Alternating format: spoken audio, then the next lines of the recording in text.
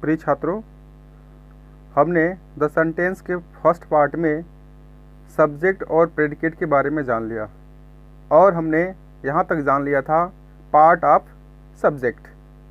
तो एक बार हम पुनः रिवाइज कर लेते हैं। सब्जेक्ट के कितने भाग होते हैं? पहला हमारा होता है क्वालिफायर, दूसरा होता है हेडवर्ड, तीसरा होता है डिटरमाइनर, एडजेक्टिव, एडजेक्टिव फ्रेज। इस तरह से हमारे सब्जेक्ट के टोटल पाँच भाग हो जाते हैं। ये हमारा एक छोटा सा फार्मूला है जिसे बनाया है। इसमें सबसे पहले हम डिटरमाइनर को लिखते हैं, उसके बाद एडजेक्टिव, उसके बाद हेडवर्ड, उसके बाद एडजेक्टिव फ्रेज। एडजेक्टिव फ्रेज के बाद सदैव प्रेडिकेट ही आता है। अब देखते हैं रूल्स नंबर 1। यदि वाक्य में केवल हेडवर्ड हो तो वह सब्जेक्ट तथा शेष प्रेडिकेट कहलाएगा। यदि वाक्य में केवल हेडवर्ड हो तो वह सब्जेक्ट और शेष प्रेडिकेट कहलाएगा। एग्जाम्पल देख लेते हैं। मोहन रीड्स, मोहन पढ़ता है। सीता सिंग्स, सीता गाती है। दे वेंट टू मार्केट, वे बाजार गए। इन तीनों वाक्यों में मोहन, सीता और दे हेडवर्ड हैं जो सब्जेक्ट का कार्य करते हैं, यानी ये तीनों सब्जेक्ट हैं। Reads, sings, went to market ये हमारे प्रेडिकेट हैं। तो फर्स्ट हमारा जो नियम है, यदि वाक्य में केवल एक ही शब्द दिया हो और वह हेडवर्ड हो तो वह सब्जेक्ट कहलाता है। अब इसे हम इस फैक्टर में समझ लेते हैं, इस टेबल में समझ लेते हैं। देखिए हमने यहाँ पर डिवाइड कर दिया है। सब्जेक्ट में मोहन, सीता और दे, और प्रेडिकेट में रीड्स, सिंग्स और वेंट टू मार्केट। तो यहाँ हमने इन दोनों को अलग अलग डिवाइड कर दिया है। सब्जेक्ट में मोहन, सीता और दे, और प्रेडिकेट में रीड्स, सिंग्स और went to market. Next rule देखते हैं। यदि हेड वर्ड से पहले कोई आर्टिकल या एक शब्द दिया हो तो वह क्वालिफायर कहलाता है। देख लेते हैं एग्जाम्पल में। A boy reads a book, an elephant moves, the sun shines, some boys plays. अब इसमें हम सबसे पहले हेड वर्ड को पहचानेंगे। सबसे पहले हम इसमें हेड वर्ड को पहचानेंगे। तो इसमें हमारा हेड वर्ड बॉय, एलिफेंट, सन, बॉयज। तो इससे पहले एक एक शब्द दिया गया है। यहाँ पर देखिए ए दिया हुआ है, एन दिया हुआ है, द दिया हुआ है और सम दिया हुआ है। तो जब भी किसी हेड वर्ड से पहले कोई एक शब्द आता है तो वह हमारा क्वालिफायर कहलाता है। तो इसमें ए, एन, द और सम ये क्वालिफायर हैं। अब इसे हम इस टेबल के रूप में समझ लेते हैं। हमने आप लोगों को पहले ही बताया था कि सबसे पहले हम हेड वर्ड को पहचान लेते हैं। तो जब हम हेड वर्ड को पहचान लेते हैं तो अब सबसे पहले हम हेड वर्ड को लिखेंगे। तो हमारा हेड वर्ड पहले सेंटेंस में हमारा बॉय है, इसको लिख देते हैं बॉय। सेकेंड में एलिफेंट है,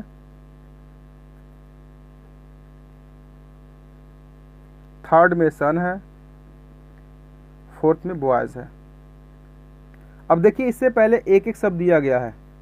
इसमें देखिए आर्टिकल है, तो हम इसको सबसे पहले इधर लिख देंगे ए, सेकेंड बार में एन, थर्ड में द और फोर्थ में सम।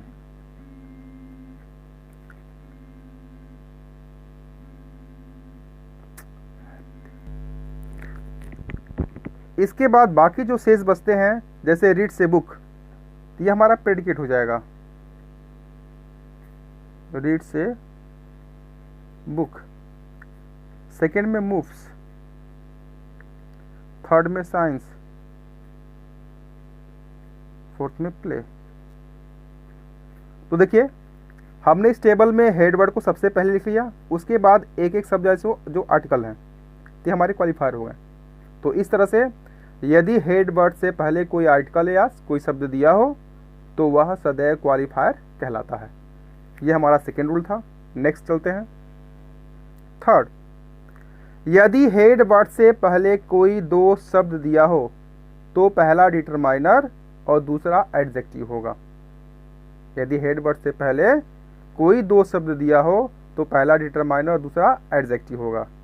तो इसमें हमारा सबसे पहले डिटरमाइनर लिखा जाएगा जिसमें आर्टिकल आते हैं, उसके ऊपर से एडजेक्टिव, हेड वर्ड और प्रेडिकेट। अब इसे हम टेबल के रूप में समझ लेते हैं। आइए देखते हैं एग्जाम्पल में। A black cat jumps, an old man sings, the beautiful girl dance, his elder brother plays. अब इसमें हम सबसे पहले हम पुनः वही करेंगे, सबसे पहले हम हेड वर्ड को पहचानेंगे। फर्स्ट वाक्य में हमारा जो हेड वर्ड है कैट, सेकेंड में मैन, थर्ड में गर्ल और फोर्थ में ब्रदर। ये हमने हेड वर्ड को पहचान लिया। जब हमने हेड वर्ड को पहचान लिया तो इसके पर हम काउंट कर लेते हैं कि हेड वर्ड से पहले कितने शब्द हैं। 1 2। तो फर्स्ट हमारा क्या हो जाएगा डिटरमाइनर, सेकेंड क्या हो जाएगा एडजेक्टिव, और हेड वर्ड के बाद जो वर्ब हैं वो हमारे प्रेडिकेट हो जाएंगे। चलिए इनको भी हम लिख लेते हैं। सबसे पहले हेड वर्ड को लिखते हैं। फर्स्ट में हो जाएगा कैट, सेकेंड में हो जाएगा मैन, थर्ड में हो जाएगा गर्ल और फोर्थ में हो जाएगा ब्रदर। अब देखिए इससे पहले क्या ए और आ गया, आपका एडजेक्टिव ब्लैक हो जाएगा, जंप्स, थर्ड में हमारा एन हो जाएगा डिटरमाइनर, ओल्ड हमारा एडजेक्टिव हो जाएगा, सिंग्स हमारा प्रेडिकेट, थर्ड में हमारा द ब्यूटीफुल हमारा एडजेक्टिव,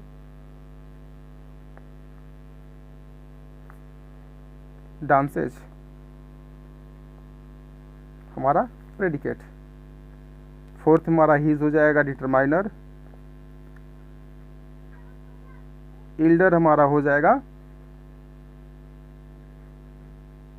एडजेक्टिव, प्लेज हमारा प्रेडिकेट। तो इस तरह से हेड वर्ड से पहले जब दो शब्द आते हैं तो उसमें एक आर्टिकल भी हो सकता है और एडजेक्टिव। तो पहला हमारा डिटरमाइनर, दूसरा एडजेक्टिव, फिर हेड वर्ड और लास्ट में प्रेडिकेट। नेक्स्ट रूल पर चलते हैं, फोर्थ पर। यदि हेड वर्ड के बाद कोई शब्द आकर, यदि हेड वर्ड के बाद कोई शब्द आकर हेड वर्ड की विशेषता या उसकी विशेष स्थिति को स्पष्ट करे, एडजेक्टिव फ्रेज कहलाता है।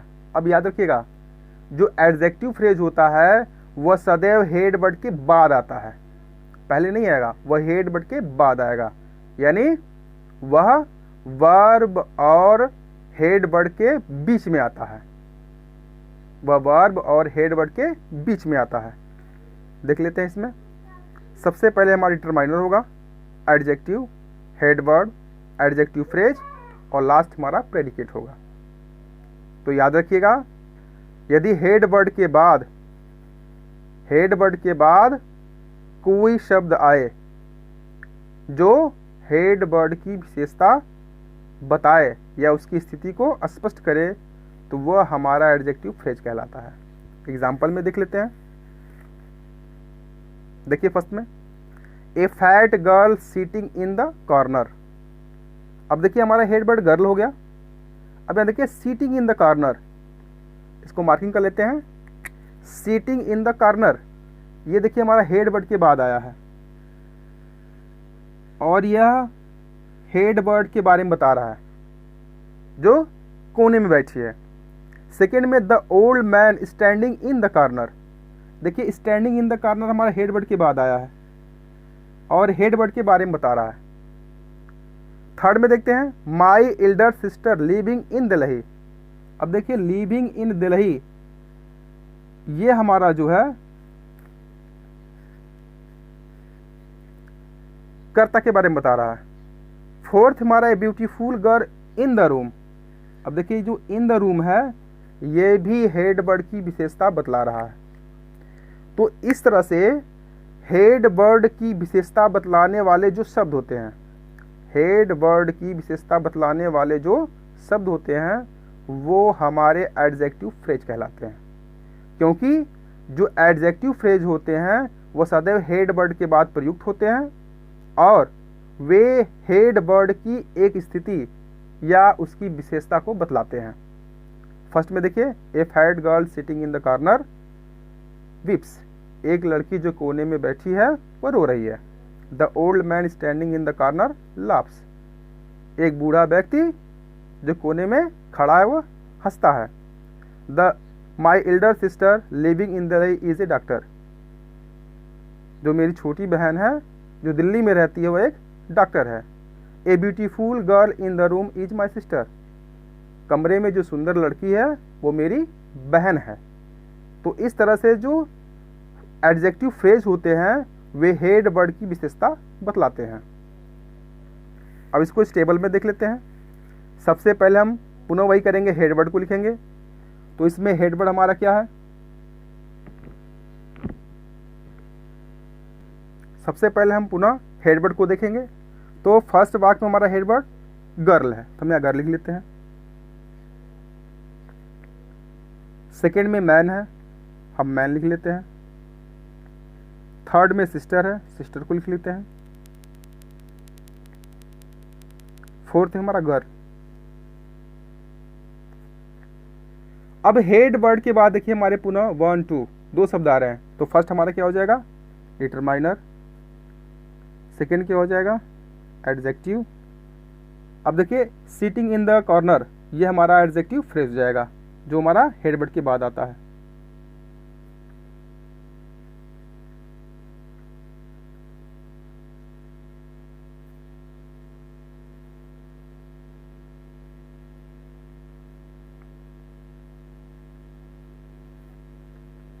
सेकेंड में देखिए द ओल्ड, हमारा एडजेक्टिव हो जाएगा। स्टैंडिंग,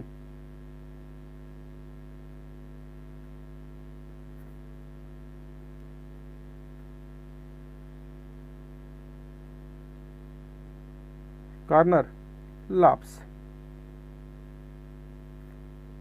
थर्ड में देखिए माई हमारा हो जाएगा डिटरमाइनर।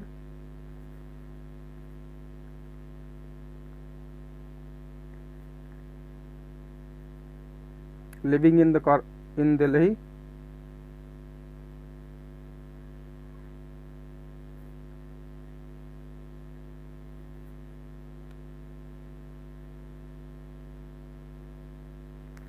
इज ए डॉक्टर हमारा प्रेडिकेट हो जाएगा। फोर्थ में हमारा अ ब्यूटीफुल हमारा एडजेक्टिव हो जाएगा।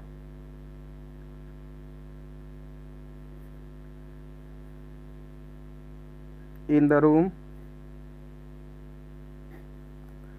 Adjective phrase is my sister. तो देखिए इस टेबल हमने समझ लिया कि जो एडजेक्टिव फ्रेज होता है सदैव हेड वर्ड के बाद आता है और प्रेडिकेट से पहले। तो इस तरह से जब भी कोई शब्द हेड वर्ड के बाद आकर उसकी विशेषता बतलाए या उसके बाद उसकी स्थिति को दर्शाए तो वह सदैव एडजेक्टिव फ्रेज कहलाता है। नेक्स्ट रूल पर चलते हैं। अब देखिए नेक्स्ट रूल में हमारा है जिरंड, यानी यदि वाक्य में जिरंड हो तो जिरंड का जो निर्माण होता है वो क्रिया की फर्स्ट फॉर्म में आईएनजी लगाने से होता है। क्रिया की फर्स्ट फॉर्म में आईएनजी लगाने से जिरंड होता है। तो यदि वाक्य जिरंड से प्रारंभ हो तो वह सब्जेक्ट के रूप में माना जाता है और सब्जेक्ट कहलाता है। यानी जब भी कोई वाक्य जिरंड से प्रारंभ होता है तो वह जिरंड हमारा सदैव सब्जेक्ट के रूप में रहता है, वह सब्जेक्ट ही कहलाता है, न कि वर्ब। तो इसमें हमारा जिरंड होगा, क्रिया की फर्स्ट फॉर्म में आईएनजी, उसके बाद शेष प्रेडिकेट होगा। एग्जाम्पल में हम देख लेते हैं। Playing is useful, smoking is harmful. हमने दो एग्जाम्पल दिया है, यहाँ देखिए प्लेइंग लिखा हुआ है या स्मोकिंग लिखा हुआ है। दोनों में क्रिया की फर्स्ट फॉर्म में आईएनजी लगा हुआ है और ये दोनों कर्ता का ही कार्य कर रहे हैं। यानी खेलना लाभदायक है, धूम्रपान करना नुकसानदायक है। अब देखिए इसको टेबल में कर लेते हैं जो हमने टेबल बनाया हुआ है। तो हमारा प्लेइंग क्या हो जाएगा, gerund.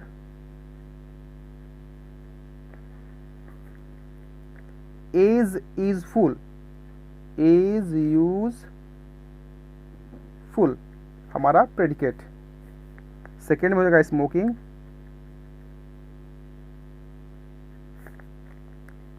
Is harmful.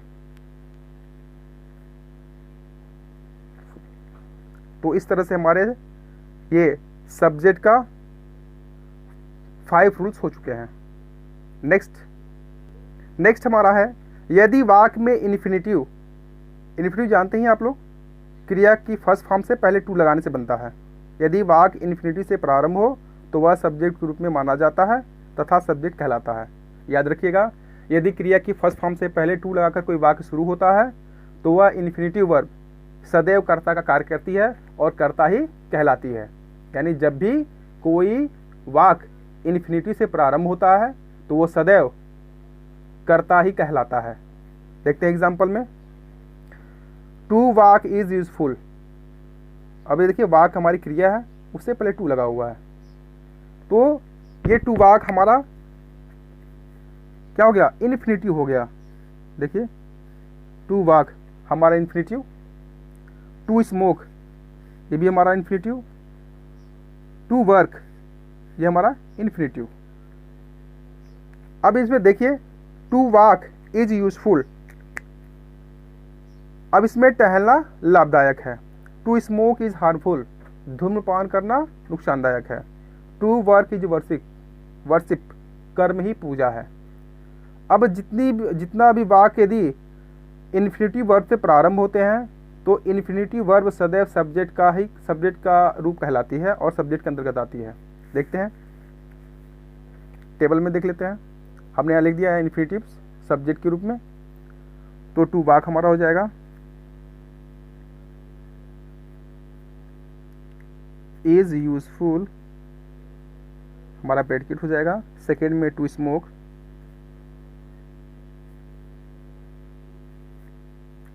To smoke is harmful. Third में टू वर्क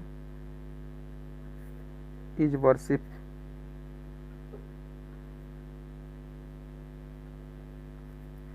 तो इस तरह से हमने इन्फिनिटिव को भी जान लिया, और ये जो इन्फिनिटिव हमारी होती है वह कर्ता का ही भाग होती है। नेक्स्ट रूल में चलते हैं। यहाँ देखिए हमने नोटिंग दिया है, नोट में देख लेते हैं क्या होता है। क्रिया की फर्स्ट फॉर्म में आईएनजी लगा देने से तथा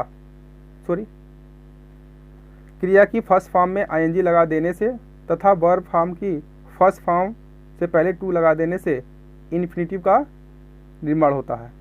इसका प्रयोग हेड वर्ड की तरह किया जाता है।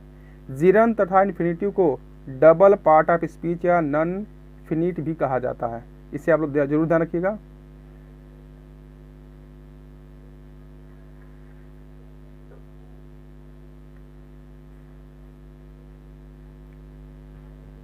नेक्स्ट रूल पर चलते हैं।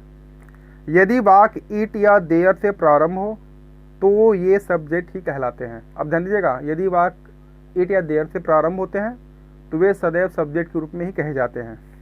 एग्जाम्पल में देख लेते हैं। इट वाज रेनिंग, वर्षा हो रही थी। इट वाज कूल नाइट, ठंडी रात थी। देयर वाज ए किंग, एक राजा था। देयर वाज ए लायन, एक शेर था। अब इसमें देखिए इट और देयर ये हमारे सब्जेक्ट के रूप में प्रयुक्त हुए हैं और यहाँ कर्ता का कार्य कर रहे हैं, इसलिए कर्ता के भाग कहलाएंगे, सब्जेक्ट के भाग कहलाएंगे। तो इसको हम इस टेबल में लिख लेते हैं, टेबल के रूप में लिख लेते हैं। देखिए सब्जेक्ट हमारे इसमें हो जाएगा इट वाज रेनिंग। सेकेंड में हमारा देखिए it was a cold night. Third में हो जाएगा there was a king. Fourth हमारा हो जाएगा देयर वाज ए लायन। तो इस तरह से हमारा इट और देयर भी सब्जेक्ट के रूप में प्रयुक्त हो जाते हैं। नोट में हमारा जो होता है, इट हमारा इम्पर्सनल सब्जेक्ट होता है तथा देयर इंट्रोडक्टरी एडवर्ब होता है, ये याद रखिएगा। और ये दोनों कर्ता का ही कार्य करते हैं। ये था हमारा आज का वीडियो। अच्छा लगा हो तो आप लोग कमेंट शेयर जरूर करिएगा, और यदि कोई सुझाव देना होगा तो कमेंट बॉक्स में दे दीजिएगा। Thank you for watching. जय हिंद।